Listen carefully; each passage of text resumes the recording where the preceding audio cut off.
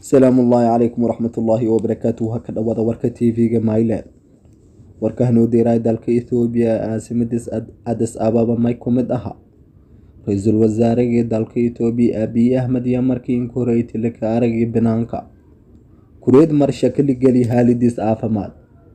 ra'iisul wasaaraha ayaa ku muuqday harunta qalabka dadka naafada istiibaawle caasimada Addis Ababa may in sheegayna harunta sulfayle in hayte ciidamada ka dhaawacmay Ethiopia shicibka wadankaas لماذا يسبو الله دافعي مايلو وايي دوغي رئيس الوزراء أبي أحمد مادام مالين كأركنا بنانك أما برا بلشدة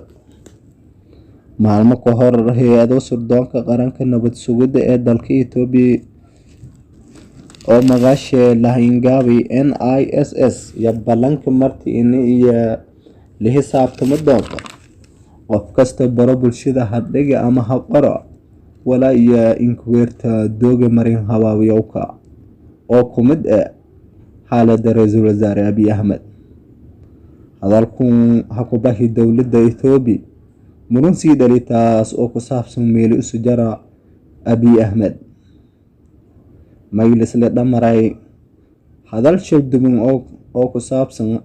حالة أبي أحمد إني أسد الكبنا شيلين كقاضي xaaladda caafimaad